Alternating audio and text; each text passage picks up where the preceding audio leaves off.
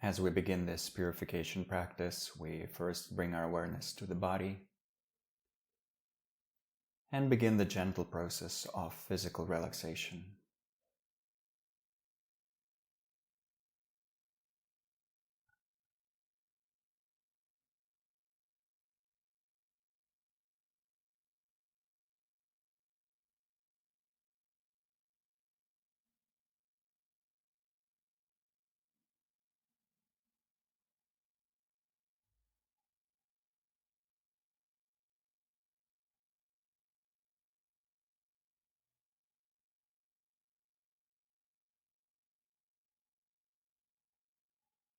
Letting go of physical tension with each out-breath and dropping deeper into the stillness of the body.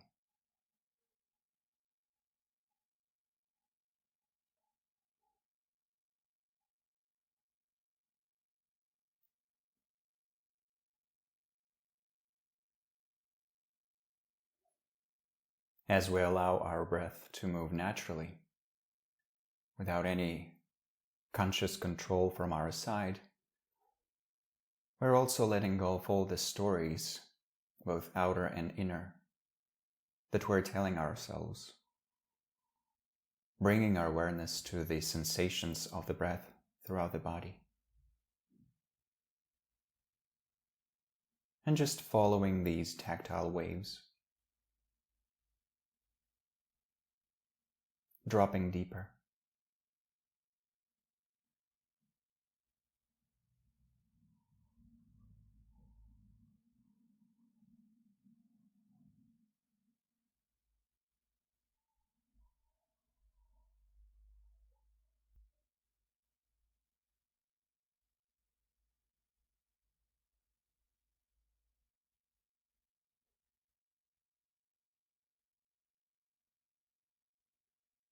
To establish the foundation for the purification practice itself, we check our motivation and adjust it to make it more expansive.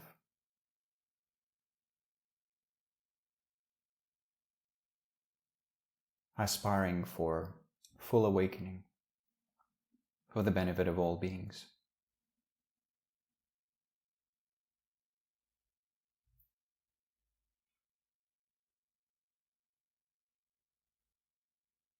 And with that powerful aspiration, the aspiration known as bodhicitta, we enter the purification practice of VAJRASATTVA itself.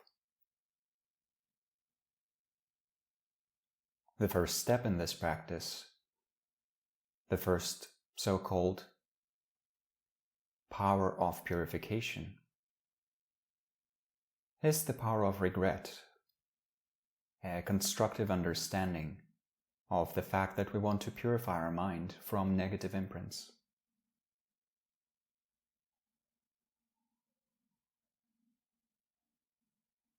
In the past, in this life, and in our past lives, we have done many unskillful actions of body, speech, and mind.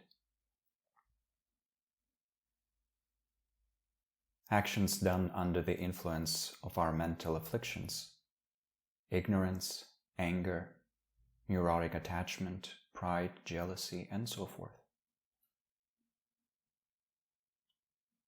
And all those actions of our three doors, our body, speech, and mind,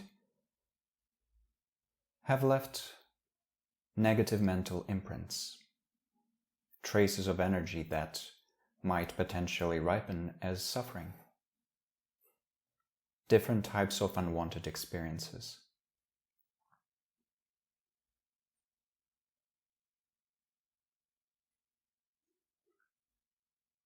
These energy traces also limit our ability to help others, so we naturally generate a strong wish to purify our system of these traces, liberate ourselves from these negativities, these negative compulsions.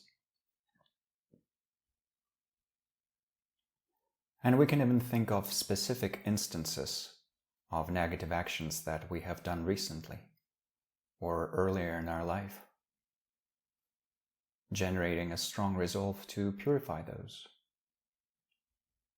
Change our habits, change our behavior.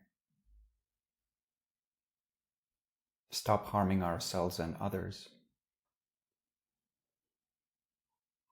And bring more happiness and compassion into this world.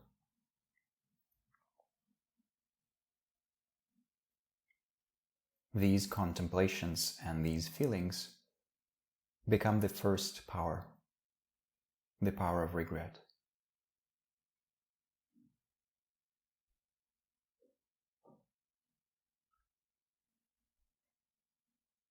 To implement the second power, the power of reliance, we think, whom can I rely upon in order to purify?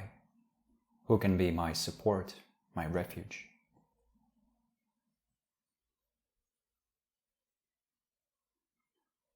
One aspect of this support is the enlightened mind itself, the Buddha, manifest as both all the enlightened beings in this universe and as our own Buddha nature, our pure potential.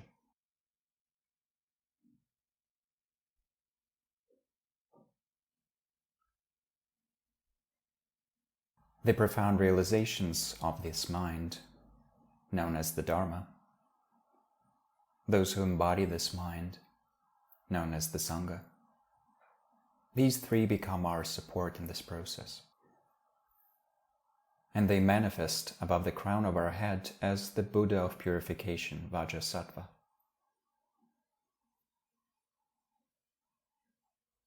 A radiant being made of beautiful, moon-like white light. White as snow,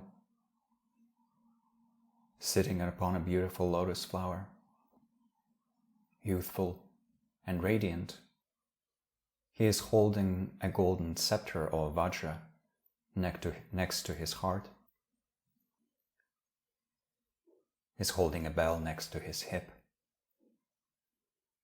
And these symbolize the union of method and wisdom, the union of compassion or bliss and profound insight. This manifest form of VAJRASATTVA above our crown becomes the manifestation of support, of refuge. And the other aspect of this support is the compassion that we extend to all beings, including ourselves. We want to purify, to bring greater happiness and greater freedom from suffering to ourselves and to all other beings.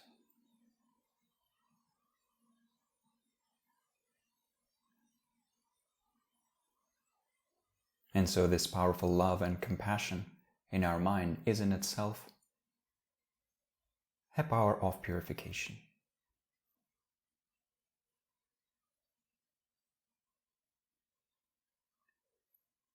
With this, we turn to the third power, the power of remedy, the application of the purification process itself.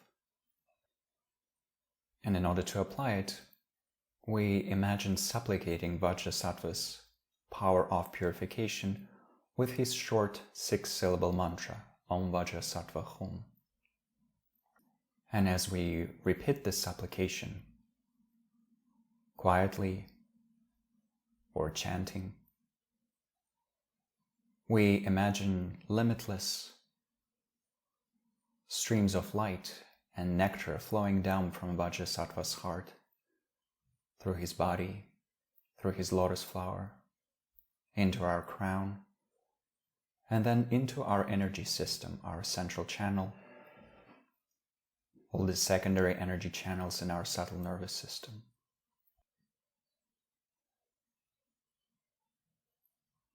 Flowing down this blissful nectar, this blissful light, completely purifies our body, our speech, and our mind by forcing all the negativities through the lower orifices of our body. We imagine them leaving us as all the substances that we ourselves see as dirty and unpleasant. Tar, coal, snakes, frogs, scorpios, pus, blood.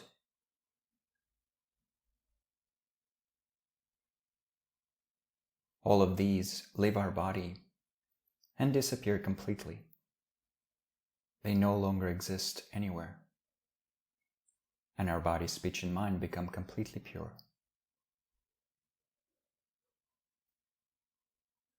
With this understanding and with this visualization, we recite this short mantra. VAJRASATTVA HUM, VAJRASATTVA HUM, VAJRASATTVA HUM, VAJRASATTVA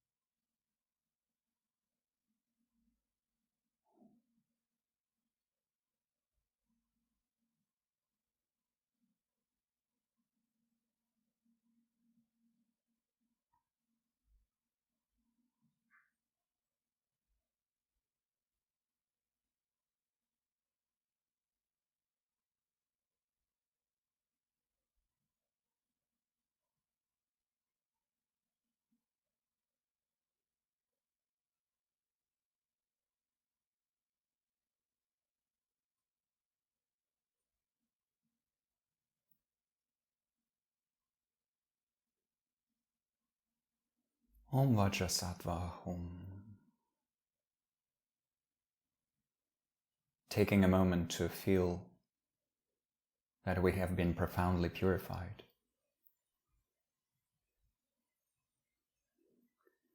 But because there's always more purification that can be done, now we're imagining that Vajrasattva's light and nectar still flowing into our body and into our energy channels helps us purify by forcing all the remaining negativities through the upper orifices of our body, our eyes, our nose, our ears. So all the remaining negativities rise on the surface of this nectar and leave our body in this way. And so with that, we continue the recitation. VAJRASATTVA HUM, VAJRASATTVA.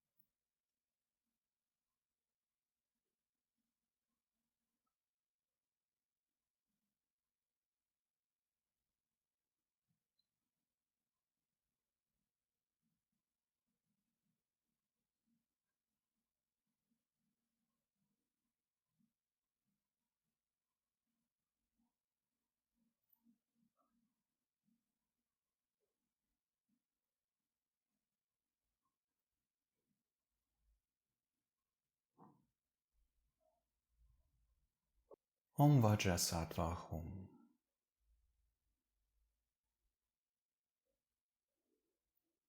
Once again, feeling deeply purified, even more so. And now to remove all their remaining, most subtle obscurations and negativities, we imagine that Vajrasattva's light, upon entering us, just instantly dispels the darkness, in the same way that darkness is dispelled when the light in a room is turned on. It's instantly and completely dispelled by the radiance. So now in the same way we imagine Vajrasattva's radiance of wisdom and compassion instantly dispelling our obscurations. With that, we recite some more. Om VAJRASATTVA HUM, Om VAJRASATTVA.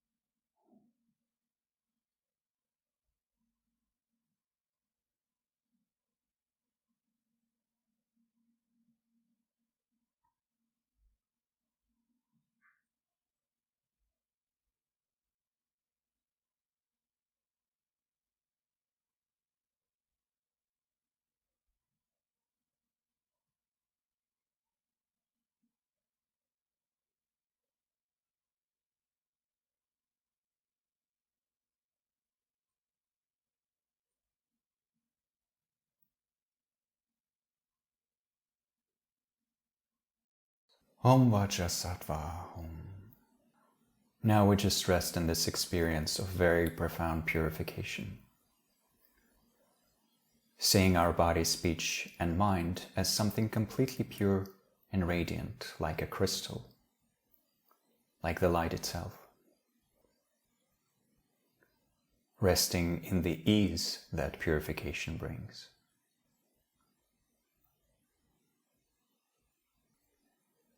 To complete the process of purification, we also need the fourth power, the power of resolve.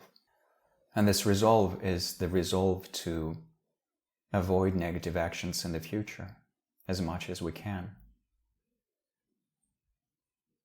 To continue training in pure ethical discipline. To continue aligning our actions with the values of wisdom and compassion. And so we generate this resolve mentally as our internal promise to Vajrasattva.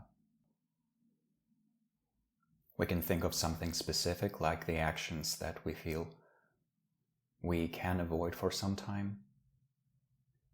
And we also think in general about practicing compassion, practicing non-violence.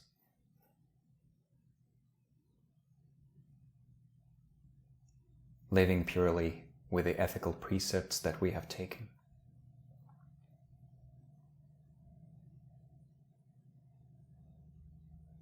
And then we imagine that Vajrasattva is very happy with our resolve. So he melts into white light, and this light absorbs into us through our crown. So we attain complete union, complete oneness with Vajrasattva's energy. And so we think and feel, my body, speech, and mind, Vajrasattva's body, speech, and mind, and the body, speech, and mind of my spiritual mentor, my guru, are completely one. And we just rest in that awareness for a short while.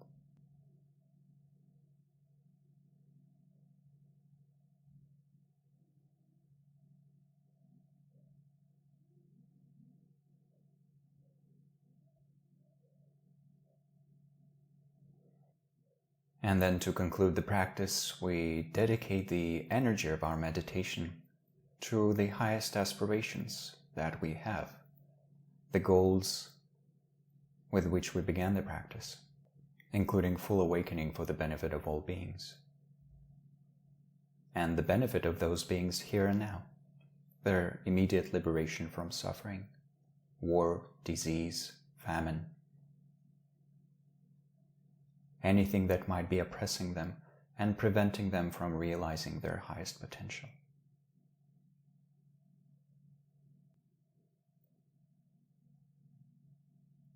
With this, we slowly conclude our meditation.